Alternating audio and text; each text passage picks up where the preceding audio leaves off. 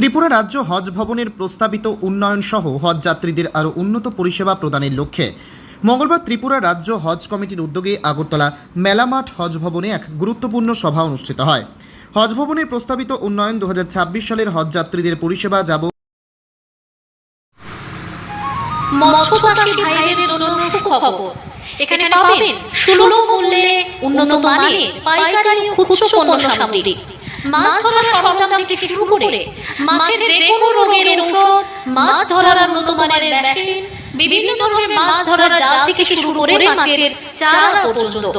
এছাড়াও এখানে রয়েছে মাছ ধরার বিভিন্ন রকমের মশলা, কাতল মাছের স্পেশাল মহুয়া মশলা, রুই মৃগেল মাছের স্পেশাল মাখা চারা, মশলা ছাতু পোলাও, সাদা পোলাও, সুজির পোলাও, কাতল মাছের স্প্রে, রুই মৃগেল মাছের স্প্রে, কাতল মাছের লেপি, নারকেল পচা, পনিরের মশলা, ভুট্টা ছাতু, নারকেল ডাস্ট, এছাড়াও প্রায় 35 ধরনের গোটা মশলা পাওয়া যায়। যোগাযোগ করুন খোদা হাফেজ ফিশিং ম্যাটেরিয়াল, জামচুরি বাজার, উদয়পুর, গোমতী, ত্রিপুরা।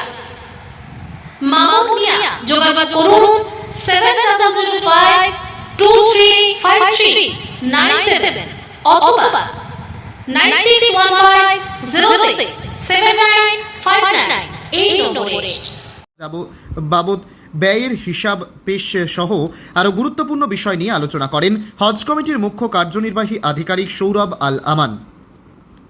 আলোচ্য সূচির ওপর বিস্তারিতভাবে আলোচনা করেন ত্রিপুরা রাজ্য হজ কমিটির চেয়ারম্যান শাহ আলম। পর্যায়ক্রমে রাজ্য হজ কমিটির সকল সদস্যগণ আলোচনায় অংশগ্রহণ করেন।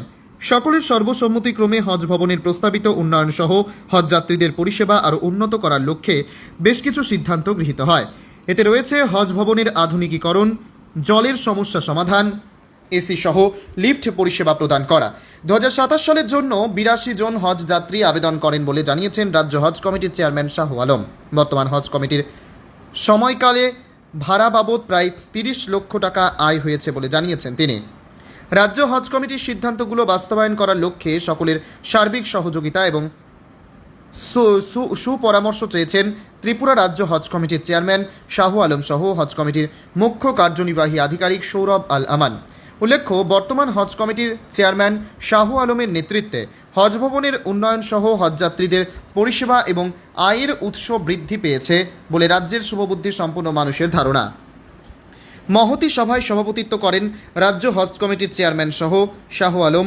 এদিনের সভায় সদস্যদের মধ্যে উপস্থিত ছিলেন মুফতি আব্দুল মুমিন, মাওলানা মোহাম্মদ জাকির হুসাইন আল জলিলি, মালিক মিয়া, মুখলিছুর রহমান, জহিরুল ইসলাম, সুলতান আহমেদ, নুরুল হক, পাপিয়া জাহান, ফজলুর রহমান সহ হজ ভবনের অন্যান্য কর্মকর্তাগণ।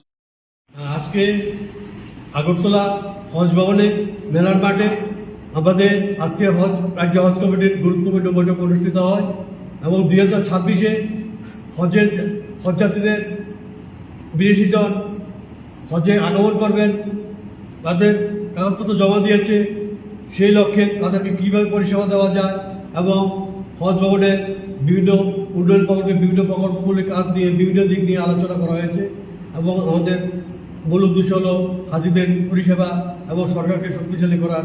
দুই মন্ত্রী আমরা দীক্ষিত হয়ে আজকে ঘটনগুলো অনেক বিষয় বিভিন্ন দিক নিয়ে আলোচনা হয়েছে এবং গতবারের চেয়ে আমাদের এবার হাজির সংখ্যা বেড়েছে, ভবিষ্যতে আরও যাতে বাড়তে পারে সেই লক্ষ্যে আমরা সহমত পোষণ করে আজকের মিটিং সমাপ্তি ঘোষণা করা। আমাদের যে হজের প্রক্রিয়া আজকের মিটিংয়ে সিদ্ধান্ত হয়েছে এই ত্রিপুরাজ্যের সর্বাংশের জনগণের কাছে আমরা সাহায্য সহযোগিতা চাইছি, আমাদের কাজটাকে আরও ত্বরান্বিত করার জন্য আমরা সবার কাছে দোয়া আশীর্বাদ চাইছি।